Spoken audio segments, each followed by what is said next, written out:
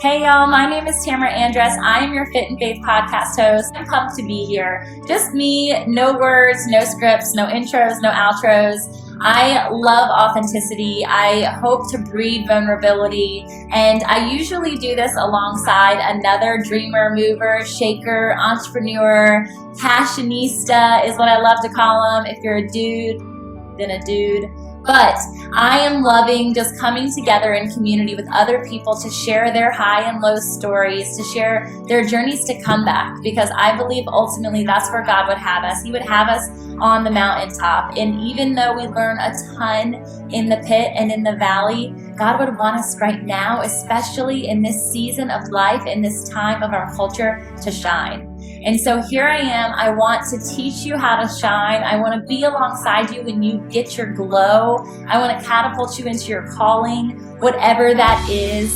So this isn't a fitness podcast. This is not a religious banter, though we preach Jesus all day long. And this is not just about nutrition or health or wealth, though I like some green, and I know you do too. It's not okay for us to not be okay with talking about all of these things in unison. You guys, we don't just need a mental health podcast. We don't just need a fitness podcast. We don't just need a religious, spiritual podcast.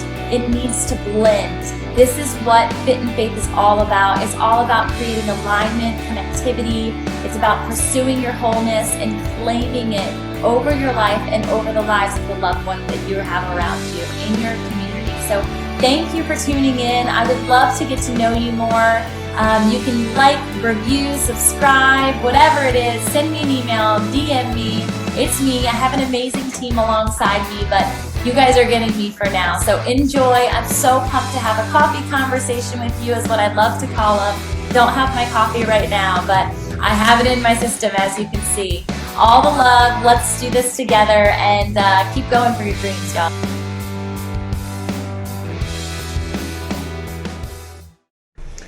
All right, welcome. I am so excited to be on live today with Kristin, and she is coming to us with all the repertoire of beautiful things. She's a published author of multiple books, which we'll dive into later. She is a pastor and a counselor. She is a woman of faith, which is always my favorite thing to share. She believes in just discipling women and walking with them through the healing and restoration seasons that we all go through. And I had the pleasure and honor of being alongside her in the recent release of the She Writes for Him Stories of Resilient Faith book, which I'm going to show you guys up on the screen here in case you haven't seen it. But Kristin, thank you so much for being here. I'm excited to just unpack your story and kind of encourage women and the listeners that have been alongside the Fit and Faith podcast for over, we're in season 2, halfway through season 2, so a while now. Well, thank you for having me. It is a complete honor just to be here with you, Tamara, and with your followers. So thank you for having me with you. My pleasure. I would love for you to kind of let's dive in deep first, since I kind of introed the book a bit. Tell about kind of your storyline, and then we can kind of go into the parallel in some of the things that you experienced that I know I have too.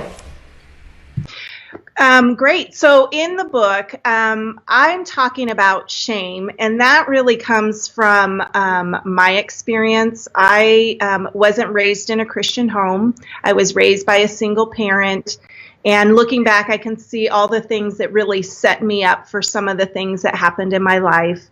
As a child, I was sexually abused by some older kids in the neighborhood, and then when I was 14, I was held against my will and raped. The next morning, I was able to get free from that situation, but that opened up in my heart and in my life shame to such a degree that it took years for me to get out of that. I compare it to a vine, and vines wrap themselves up around trees, and they take the life out of it. They choke the life out of it. And that's what shame did to me. And so my story is about God healing me from shame, healing me from the abuse and the things that happened to me, and helping me to find my voice again and to find life once again and to be healed and restored. And when God does that in you, you just want to see that done in everybody else. That's so that's true. my heart and passion. I just want to see other women find that healing and restoration. And I always say, if God can do it in me, he can do it in you, because we're no different. We're all equal to God. That's so good. That's Yeah. so good. So I share like some of the beginning storylines of what you walked through, and I'm curious from that moment of shame, did you at the age, because you were so young, did you like comprehend that it was shame? Like, did you have language to it? Were you able to voice it? Did you share with someone almost like immediately after that it had happened? How did you walk out that part of the journey? Oh, that is a whole big story within itself. So after the rape, I knew I needed to tell my mom. So I did tell my mom, and but before, because my mom was at work, I remember being in the shower and just crying and feeling dirty, and getting out of the shower and still feeling dirty, and still feeling, I'm unclean, I'm broken. I'm not good enough. And that stayed with me for years. And we did contact the police. We did report it. And that in itself became a whole big thing. It really was ugly. And half of our town, my name was released, and half of my town believed me, half didn't. And there's so many details behind that. But somewhere God, and I didn't even know God, but I know it was God then, gave me this courage and boldness just to say enough is enough, and I'm going to stand up for myself, which I did for the court. But the other stuff, I didn't go to counseling. I didn't get help. And that's where the shame took root within me.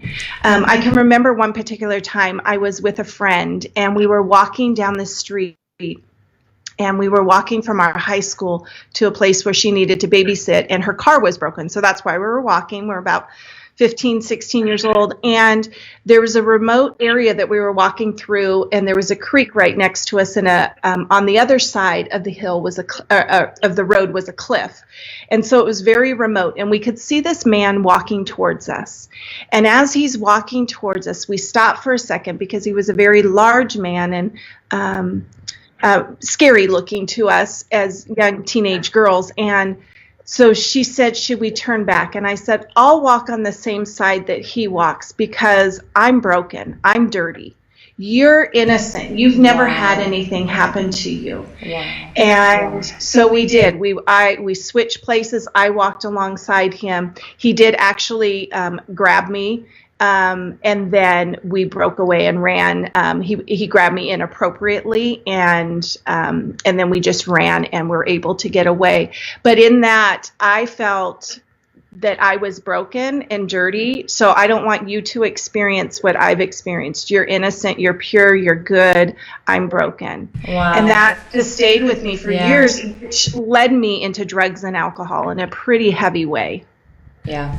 So I read a bit more about your story and that redemption factor, and that's always like the fun part to get into, because it hurts, and it's hard to, like, even when you're healed and you start talking about things like this, and even as I was writing, knowing that I had already walked through the healing, there's still trigger points, right? And there's still like moments of hurt and brokenness, and knowing that that's why we're always connected in a different way to the vine, in the sense of knowing he's our restorer. And so in that redemption story, it said something about you having like a really intense encounter with the Lord. I'd love to hear about what that was like.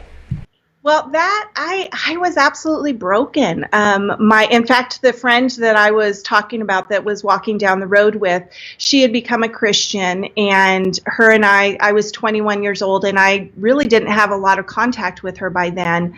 But I was a mess. I was an absolute mess. I was suicidal. I was depressed. I was addicted to drugs. I was broken. My husband and I, at the time we were boyfriend and girlfriend, we were broken up. I was just an absolute mess and filled with such despair. And so I called her. And I knew if I called her what it meant. And I was so desperate that I called because I needed help. So I contacted her, and she invited me to church the next day. And I went to church. I got saved in the church. It was a house church. I grew up in Santa Cruz, California. It was surfers. So our pastor and the leadership were all surfers. And so our service depended on the waves. And I got saved and just immediately God began to transform me. Now, the full healing didn't take place then, but he came to me in such a real way that I knew he loved me, that he knew me, and I would pray prayers and God would answer them, and all the time. And so years later, in fact, that pastor became an instructor at Northwest University in Washington. And years later, I connected back with him. And he said, you were one of the ones that God was all over you. And I don't even think you realized how much he was all over you. Wow. But he knew how desperate I was. Wow. Because I was still addicted to drugs and getting out of that. And God helped me step by step. He took my hand, and later he began to walk me through the memories, the hurt, everything, and to where I can talk about it, and it's not that far distant disconnect, disassociating, but it's out of healed. It's out of being a restored vessel and a restored woman. And that is the power of what God does in our lives. It's so true. And it's so neat. Like, even thinking back to the story of you walking on the road with your friend, who then became a huge part of your healing journey. Like, she was like, okay, now I'm getting on the outside. Now you go here and I'm going to protect you. And so to have that flip of script, I think, is so valuable for us to understand that, like, he's that good, and he perfectly places us in those positions alongside people that you never thought would be a part of that healing journey or a part of your journey really ever again. So I love that visual for me as you were talking. That's what I saw, her now having you under her wing. So what a beautiful friendship. I'm sure that's such a testimony to where you guys have evolved, and just to see each other in your highs and your lows. Though at the same time, sometimes that can be hard for people who have walked both sides of the journey with you, and they're like, hold on, I knew you before, so I don't know that you're that good. It's almost like a questioning factor. Did she ever have that, like, questioning factor when God was all over you, or was she just like to the moon? I think she did struggle with it to a small extent. And actually, we moved away from that area. We stayed in contact for a few years. We just talked to each other every once in a while. It's not like it was then, just in different places in our life. And we've moved out of California, kind of all over. So, yeah, but that's the whole point, right? Like, I definitely know people in my journey, like a best friend of mine from years past. She was the one who connected me and my husband, and we're not in community now, but that was purpose for that season of my life. And so I think it's important for people, especially women, because we get so attached to people that it's really necessary for us to stay attached to God himself, and to know that our friends, while they're earthly, sisters or brothers or whomever it be, that they're not forever, that they're not eternal, that God is the only eternal and the only consistent. And so whether your relationship ends just because of distance or it ends for another reason, just like you can think of like a marriage that's gone bad, but now you have two beautiful babies that are from it, right? There is purpose in that. There is an outcome. There's still beauty wrapped around that relationship, no matter what it looked like from the outside or what it felt like from the inside. So I love that. Yeah. So tell me, so now you're on your healing journey. How long into that healing journey did you decide, God's calling you further? Like, how did he pull you into becoming a pastor? Well, that in itself is a whole nother story. Good. I love all the stories. I want them all. I'm actually 53 years old, and when I was in my mid-20s, I got saved when I was 21. We moved out of California, or out of Santa Cruz to a different part of California when I was 22, 23, and had a baby. We were married, young married couple, and probably about 25, I started feeling that God was calling me to be a pastor. But in that era, there weren't a lot of women pastors. In fact, my mentor was a woman pastor, but even in that setting, it was very rare. She was one of the few in the area. And so I really felt discouraged in that sense that, well, I'm a woman. And so I really didn't pursue it. I pursued leadership within the church, and we had a school of fine arts. I always say the first half of my life I did theater and dance, and we plowed the arts into the church when that wasn't as acceptable. That's really cool. And, so we really were, forerunners in that. And then, but my heart was stirring. God was stirring me that, don't be complacent here, Kristin. I have more for you. And so then I went to school and got my master's in counseling psychology. And even then, it still was always in the back of my mind. And always, the Holy Spirit would speak to me every once in a while. Don't forget, I've called you to pastor.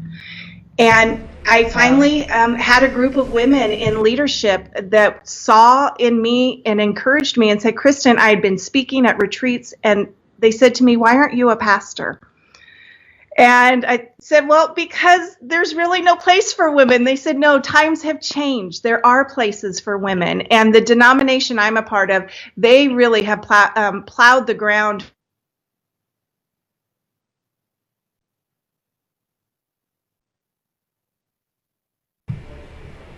Took my classes, did that, and just love what God is doing. In fact, us moving here to Kentucky, we moved 2 months ago in the middle of a pandemic from Washington. That's a story in itself, too. I know, my life is filled with stories. And in that move, just feel and sense that God is doing something, that he's strategically placing us in a place for this next season. And we already felt that, already believed that God was doing that, not knowing a pandemic was going to hit and was going to happen. And so he has really stirred my heart about that in our community where we're at, but also for the last 3 years, I have a ministry called the Restore Movement that is for women, where I'm the lead pastor for that. And it's a online activities that we do. We have free Bible studies. We have once a year conferences. And this year we're having to go online just like everybody of course. Pivoting your business. I love it. So, one of the words, we had our leaders retreat, and one of the words that we felt God was saying is he's going to extend our tent stakes. And that was Ooh, that's good. In March, having no idea that what was going to happen. And so it's like, okay, you're extending tent stakes. And I think leaders, pastors everywhere are feeling this. God, you're doing something different. You're extending our tent stakes, and it's not always comfortable. I totally agree. And I think any sort of change, especially when you're doing it for so many years, you're like, this is normal. This is what it's supposed to be like. I'm doing it right. And that new person comes in the door and you're like, yeah, that's what it was for. And then he's like, hold on, I'm going to flip the entire script. You're going to have to start all over, basically. It feels that way anyway. And still keep going. And now instead of one person coming in, it's going to be by the tens, by the hundreds, by the thousands. And so I'm just seeing that as a prophetic revival for the world, for all of our leaders, for all of our ministry, all of our different types of ministries. I love that you were a part of the theater and art piece. I had recently gone to Elevation after one of the She Speaks conferences, and they did this whole opening act basically, and it was what's it called? Not improv, theatrical dance. What is that called? I can't think of what it's called. Oh, well, For interpretive dance. Yeah, that's it. Interpretive. That's what it is. Yeah, interpretive dance. And so, like, watching that, like, I was a dancer when I was growing up, but I always attached dance to shame. As I was growing. And so, because I was using my body in a way that, like, in a secular mindset, and what I was being taught how to use my body and what I was visually seeing on MTV music videos and what the guys were anticipating. And so I've had this interesting relationship with dance as I've come into my faith and become a pastor and even became a mom. Is okay, I can't move like that anymore. I'm not a dancer. I no longer dance. And so even listening to like country music where it's just like, it's pseudo innocent. There's definitely some components where I don't necessarily want to go there, but I would feel myself and I'd be like, oh, let me limit myself here. And so seeing that on stage and watching these people move and like knowing it's for the glory of God gave me this entire new expression of love and expression of worship, to the point where I'll be going on runs or something at the beach, and I just feel compelled to just dance, and I'll just break into dance, and I feel God speaking to me so much, and I can sense him in those times. One time specifically, a huge humpback whale breached at the ocean front, and I've never seen that, and I've lived at the beach my whole life. And so I started crying, and I was like jumping up and down. I'm like, this is amazing. So I just think it's so good. Like, God sees his daughters, and he puts passions and things inside of our hearts and gifts and talents with purpose for him, as long as we can flip that script and let it be on the sense of it's for him, it's for his glory, it's for his worship. And so I just love that you brought that in. I wanted to mention that. And God restores all things, because dance and art was created to reveal Christ. It was to reveal God, to minister to God, and for God to speak to us. Those are the three things that the art created for. And so when I first became a Christian, I too felt dirty. I felt like I'm dirty. I have this desire to dance. It's wrong. Yeah, and I went to a retreat. I saw these women dancing, and I was just crying and saying, wait, I thought it was dirty. And God started showing me how it was meant to be. Yeah. And so that's what God was showing you. This is how the arts are meant to be. They're meant to reveal Christ. They're meant to worship Christ. And they're meant for God to speak to his people. And so that is just beautiful. Yeah, so cool. I miss that life, but I see God using my creativity in other ways. Absolutely. And I always tell people that, like, as I'm coaching them through kind of the unveiling process of their passions that really, I believe, lead into our purpose, all of those things are meant to be interconnected. And God is so good that he can use them because he's masterful in his ways. But we have this natural tendency as little people. I have my little kiddos who are 5 and 6 right now, and they're constantly wanting to create. They want to build towers. They want to build forts. They want to, draw. They want to paint. They want to build little huts outside for the bunnies that are currently nestled in the back of our shed. And I love that because I don't think of like that anymore, because I've been taught to think otherwise, to think of it as, oh, that's beautiful, cool, and move on, where in fact I should be constantly creating because a creator created us. So it's our natural tendency to want to design. So building that into our everyday passions, it's an outlet of stress. It's a maneuver of beauty that other people see. It's why Etsy and Pinterest and all of these things are doing so wonderfully, and because they're handmade. It's amazing. Yeah. And I see that God gives people creativity in different ways. And so for a season, my creativity was in dance. I don't know if God will ever use that. I will break out in worship dance when I have my music on and I'm home alone now. But he also uses that. There's that thread throughout my life of creativity. And sometimes it comes out in dance. Sometimes it comes out in writing. Sometimes it comes out in taking photographs. It comes out in different ways, gardening. And so just being open to that was a season. Now, how are you going to use my creativity? That's so good. I love that. I think that's so beautiful. I want to know more about the writing because we share that desire and that passion. So I'm going to show everybody your other book, Healing for Our Soul's Gardens. And I want to hear a bit about what that looks like. I'm sure it overlaps into a bit of the conversation for She Writes and also your ministry, but tell a bit about how that unfolded. And it was your first book, right? Yes. Okay. Well, actually, I was a contributing writer to another book that was a devotions that was part of our women's network at the Assembly of God in Washington. And so I wrote a devotion, and that devotion, all those devotions got turned into a book. But that was my first book that I consider really my first book. And in that writing, I felt God stirring me that, Kristin, I have healed you. I have taken you through some things. And what I was finding, what was out there in the world of books, there was either somebody's personal experience of what happened to them, or there was very intense therapeutic books that often I felt like were talking over people's heads. And I wanted to bring that combination, because as I was reading books, as you know, being somebody who was a therapist and counseling people, I was thinking through the mind of my clients. Would they really read this book? Would they stop after the second chapter? Would they continue on? Is the language too hard for them to understand?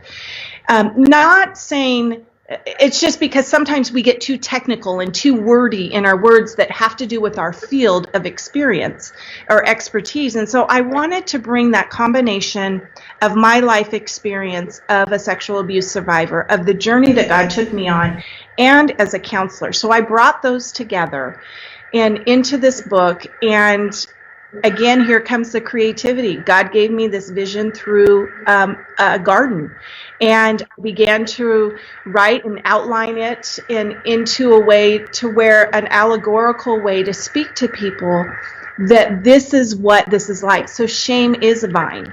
It wraps itself around us. That's part from the book. We have some anger. We have our damaged emotions, just like a garden. And I create it in the image of a garden. You have beautiful gardens. I love to garden. If you know I love it. about it. Obviously, I love it though. It's a beautiful analogy. Yes, and in this garden, you can imagine, walk brick pathways, and there's flowers of all sizes. You have those little small dainty ones leaning over, and then the tall ones. You have arbors and brick walls and all the beautiful things that are in the garden. And one day, a vandal comes in and destroys that garden. And everything that was of value was destroyed or stolen, and the boundaries are taken down. They're sledged down. There's brick pieces everywhere, and it's destroyed. And when you look at that garden, you think, there's no way that it could be restored. And that's our soul. That's us. That's us when abuse comes and happens in our life. That's when we experience traumatic life events that are so overwhelming, and we think, can I ever trust again? Can I ever grow in my life again? Why even try? And then anger comes in, and hurt and fear and anxiety, and all these things come into our life because that garden was destroyed. And our soul, which is our mind, will, and our emotions, they interfere. When they're damaged, it interferes in our growth with God. So in order for us to grow closer to Jesus, we need to have our souls healed. And so that's the whole point behind the book is, let's get to the nitty-gritty. Let me walk you through how your soul can find healing. Let's figure out those faulty ways that you're thinking about yourself, that I'm damaged, I'm broken, I'm no good. And let's heal that. Let's dig deeper. And I use an analogy. It's not in the book, but it's an analogy I use a lot of, we're either going to go snorkeling or we're going to go scuba diving. And snorkeling, you are on the surface. You focus on people, circumstances, and situations. And it's very limited, our view. And so we often have victim thinking if we're viewing life as a snorkeler. But a scuba diver goes deep. And a scuba diver can go to those deep hidden places. And that's where Jesus wants to take us, to those deep hidden places, so that we can find that healing and restoration in our lives. And that no longer may we be controlled by our wrong thinking, no longer be controlled by fear and anxiety, and no longer be controlled, control situations, be controlling person. Right? That is a very common for individuals that have been abused, and no longer be controlled by our emotions, that our emotions not drive our bus, that we respond as Christ respond in situations and not be our actor. So all of that comes into that we need our soul. And that's what the book is really about, is taking women through. There's activities throughout it where they're learning to walk through and put that to life within themselves. Wow, I think that's so powerful. And I was talking on a couple of the other podcasts about some other authors too that were a part of it, and we had a similar desire to need something because of the control factor, right? To work their workbook, and I can say check, and I can I'm on to the next step. And God doesn't often work like that, as I'm learning day by day. But I do think that there is such a value add to having a resource like that, because you're so right about the things that are out there are so limited. And again, it's our own imprint, right? And so we know that providing this resource is, even for just the one person, it's going to be the right thing for that one person. So I love that you just did it that way and explained it that way. It's funny. I often use gardening I think a lot of Christians do. One, it's biblical, and you can find so many verses that relate and storylines around it. The whole story started in the garden, right? The whole Bible, and so knowing that there's this constant thread. When I started really leaning into my faith, was the similar time frame when the world, quote unquote, was starting to declare words over their year versus New Year's resolutions. They're we have declarations for words.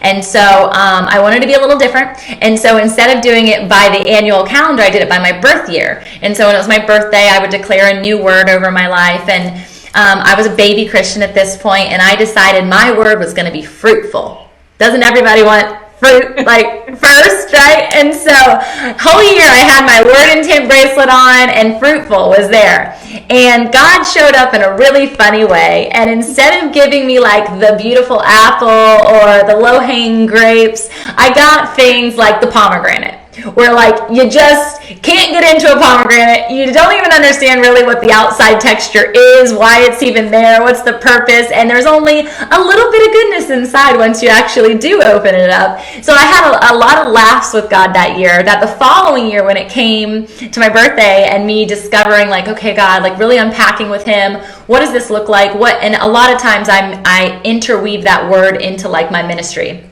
because I'm simmering on it so much that it just, naturally comes out of you. So the following year, my word, I went from the fruit of the vine way back to the scuba diver, and I decided my word was rooted. And so this year, it's been all about the roots, because I had gone through a process of uprooting all of those things that you were talking about for the 3 years prior to me choosing the word fruitful. So I did the work. I wasn't just here's the fruit, let's go. I felt like I had really done the work. And I realized as I was really focused in on the fruit that I still needed to go back, and it wasn't necessarily about uprooting. Now it was about planting and being rooted in him, and having that strong foundation as the source of him being the source of my water, the source of the fruit that will eventually come. And so I love those visuals. I'm such a visual learner, and I think it'll paint a beautiful picture for not just women, but also men. I love that. Yeah, absolutely. And you reminded me of, in Jeremiah, it talks about, I was looking and I did not have my Bible sitting here, and Jeremiah talks about when he was called as a prophet, that he was to dig out, to uproot, and then to replant. And what a beautiful picture of what God does in us, where he's saying, okay, I want to uproot. And it's interesting, last year my word was deep, and not knowing what this next season was going to be. In fact, that's going to be my next book, is something around the word deep, because he downloaded so much into me during that season. But everybody is in a place, well, not everyone, because some people are working really hard. Some people are overextended in the season. But there's a large portion of our society that the noise has quieted down. And they're not busy with life and everything that they're doing. And they're sitting at home right now. And God is saying, I want to go deeper. I want to take you deeper. I want to get past all of the noise, and I want to show you some new things. And those aren't always easy, like the pomegranate. Exactly. Not easy. The pomegranate, what I was thinking as you shared that, the pomegranate stains, and it leaves a mark. Yeah. And God left a mark on you. That's in that good. fruit. Ooh, look at this. And I love it. that is blood. It's the blood of Jesus. And so that, he's changing us. He's doing a work. And deep cleaning, nobody really likes to do deep cleaning. That's so true. Do you really? Or you No. have the little scrub brush, like the toothbrush, to get the nooks and crannies. But God's got to do that in our hearts and in our lives. And it's about us being less of him and more of him. Less of us, more of him. That's what he's trying to do. And out of everything that's taking place, I have such anticipation of what God is doing in his people and in our neighbors and in our communities. That there are people that are hungry to be healed, to be restored, and to become women of faith, of resilient faith, to become men of resilient faith. Yeah, I 100% agree. And I see like the emergence of just so much different.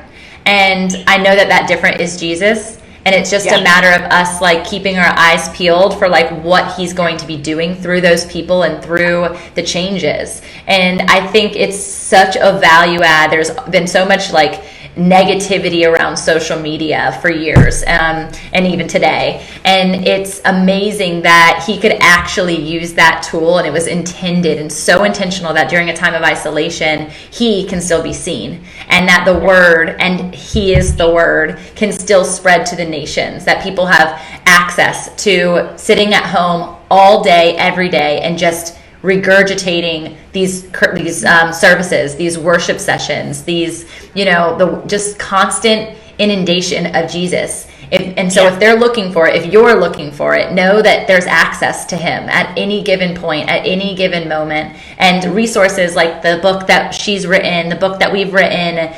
pastoral places online. I want to show, as I'm saying that, you guys can see right here her website, Restored by Love, a place of healing for broken and wounded souls. I love that you shared again that's our mind, our will, and our emotions, and people don't always understand what that means, but to unpack each of those places is such a powerful process for you to emerge into your purpose. But there's a lot that has to happen in that nitty-gritty scrubbing brush. I've been avoiding actually doing my own current bathroom for so long. I'm like, I need to get in there and do the grout. And it's not a fun process, but there's so much beauty and so much, it's not just about the outer, it's the interior beauty that occurs that I love so much, because it's deep. It really is. So I'm going to use that analogy. I love the scuba diving and snorkeling, because we're an outdoor beach family. So my husband's going to appreciate that one.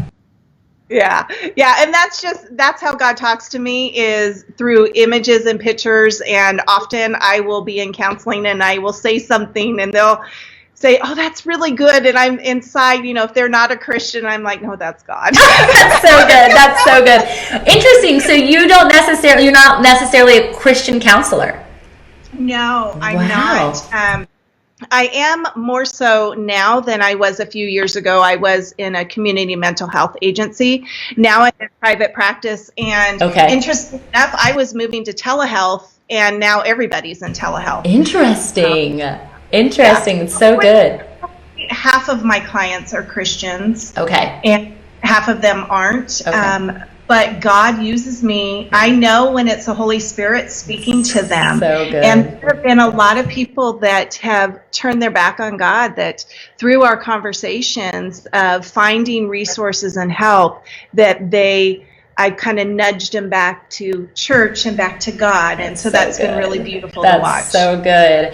I was having a conversation with a girlfriend the other day because she said she often doesn't have like the words in order to script how she's feeling or things that are going on. And I told her like the same thing that you said. And I actually haven't met many people who have that response or that relational experience with God, that like when he's talking to me, we communicate in vision and we communicate in pictures, and that creativity space probably is why that is the way that it is in our nature. But they were really amazed by that, and they were like, well, I've never heard like God talk to me. I'm like, well, it's not like this audible, all-knowing, oh, I am God. Like, it's not like that. Though I think people do hear that way as well. I believe, and I don't know if you remember it specifically, but I think there's like 5 ways that you can communicate with the Lord. It's a book. I need to find what the reference is. Do you know what it is offhand? You know, there was a book, actually another book. I don't know if it's the same one. It's a book that I read that was, I can't remember his name. And half of my stuff is packed and half of it is unpacked. That's understandable. Of course, I'm looking over there to where all my books are. But even like through movies, there's different ways that God can talk to us. So there is audible. I would say probably through your senses, maybe what that book was about. Okay, I think that's what it is.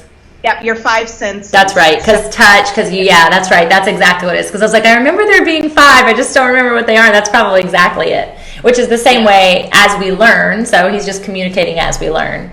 It's really cool. Yeah, absolutely. Well, I'm so grateful to just like learn more about you. I love that your ministry really started before you probably even understood what you were doing, because even as you put your girlfriend on the inside of that road, you were already a caretaker. You were already offering somebody healing because of the pain that you had walked through. It was like God was setting you up during that season to say, I'm still present with you. And though you might feel this way, you are still mine and you are still worthy. So I'm just grateful for the stories that we've been able to bring to life during this time. And I love seeing when people have the book in their hands, like the joy that's coming to them. So I love that you're already in the process of writing your next one, because I know it'll be an incredible resource. I want people to be able to communicate with you, to touch base with you. Do you want to tell more about your online, ministry and how we can get into the fold of that? Absolutely. I'm on Instagram at author Kristin Clouse. I am on Facebook at Kristin Clouse. I'm trying to think of what it is on Facebook. I'm looking it up real quick. No worries. And of course, it's not Kristin Clouse, author and speaker. Okay. And I have my website, KristinClouse.com. Be sure they spell it I-N, the world of your name continually being spelled wrong. That's so true. I have it right here on the screen so everybody can see it. They can't get it wrong. And at my website, you can find my book as well. And that book, I have done that book in groups at churches and as a counselor and at churches as a pastor.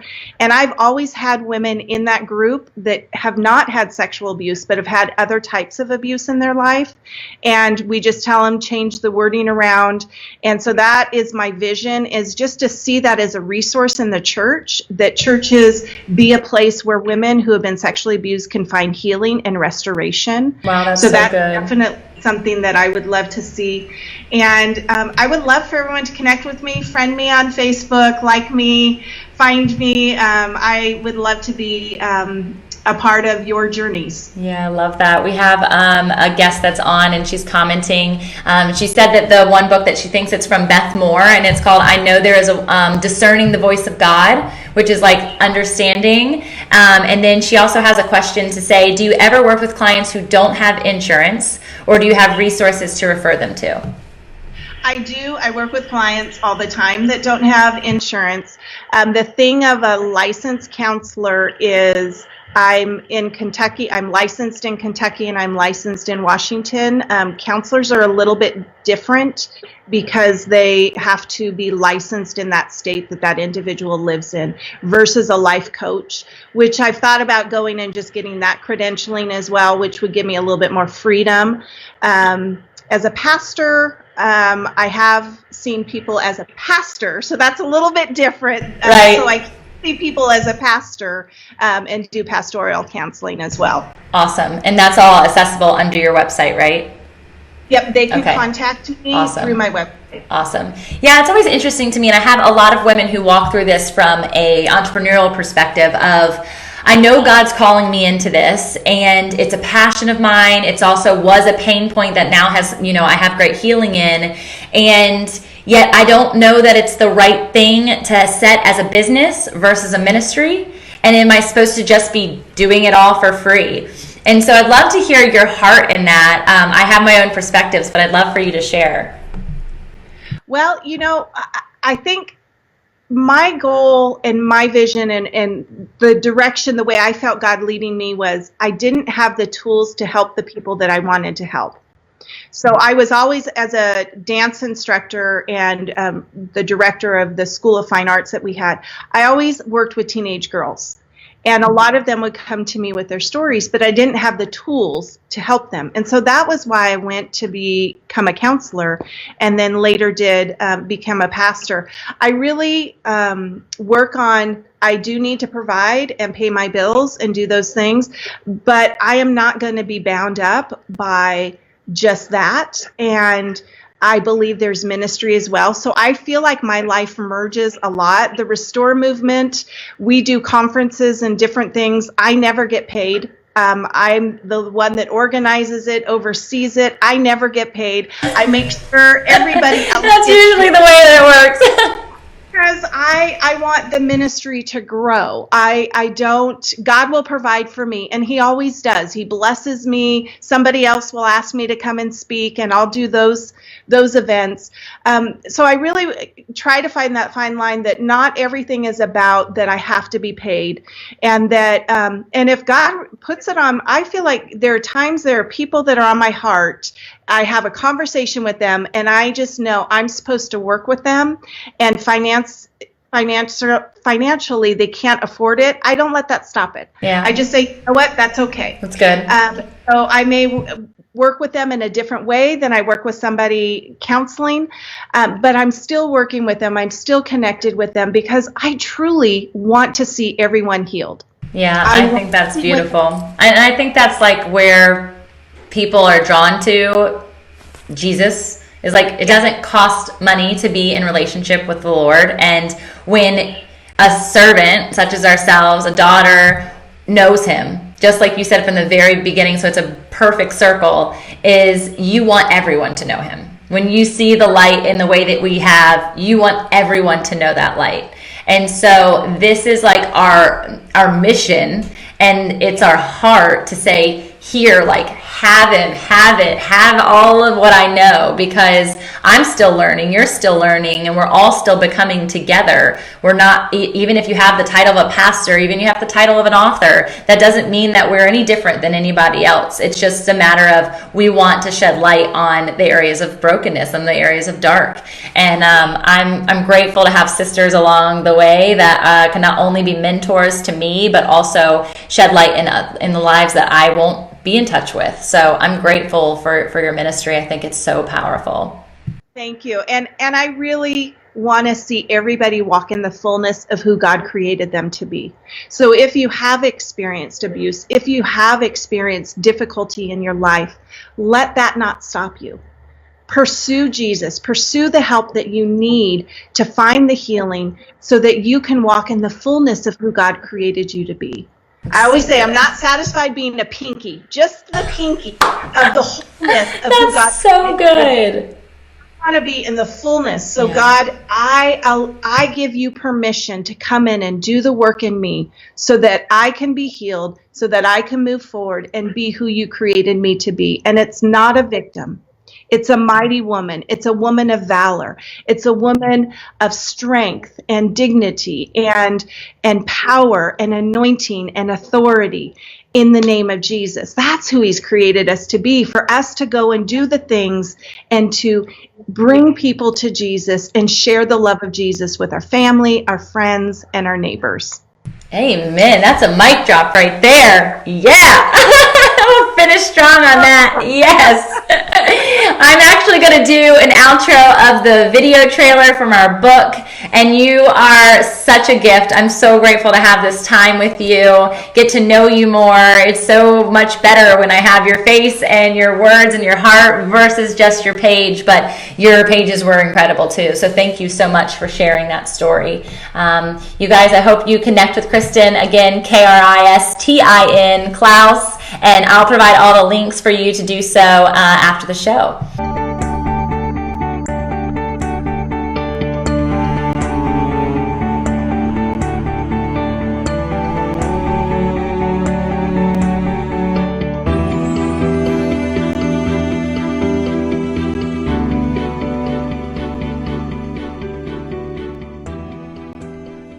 Facing the unthinkable.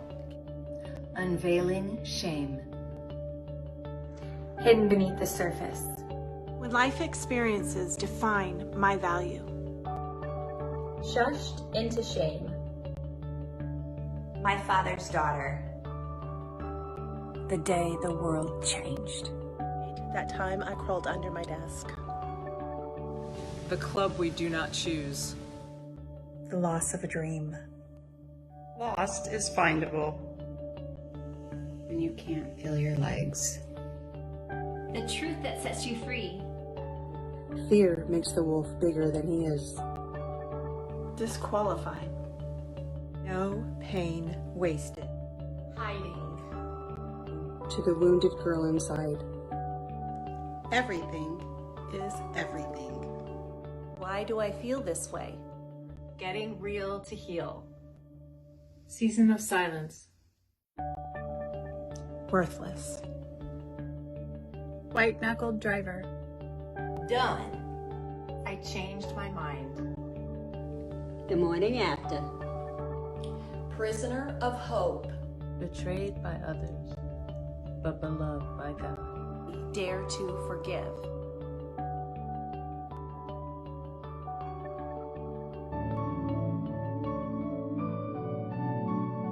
I'm Tamara Andress. I'm your Fit and Faith host, and I am so excited to just be here to share with you other movers, dreamers, shakers, entrepreneurs, pastors, whatever. If you've got a head and you've got a heart, I'm so excited to explore who that is, whose you are, and discover your wholeness, your health, your wealth, and your joy. I love to exude happiness. I want people to know that this is not, this came with trial. You guys, this came with a lot of effort. This came with a lot of lows and so many highs. And I want us to experience those together. This is a real community of dreamers, and I'm excited to help catapult your calling, your kingdom experience, the purpose of your imprint on the world, wherever, however that is. So come along for the ride. I'm excited to chat with you. Like, comment, review, send me a DM, send me an email. It's me responding, even though I have an incredible team.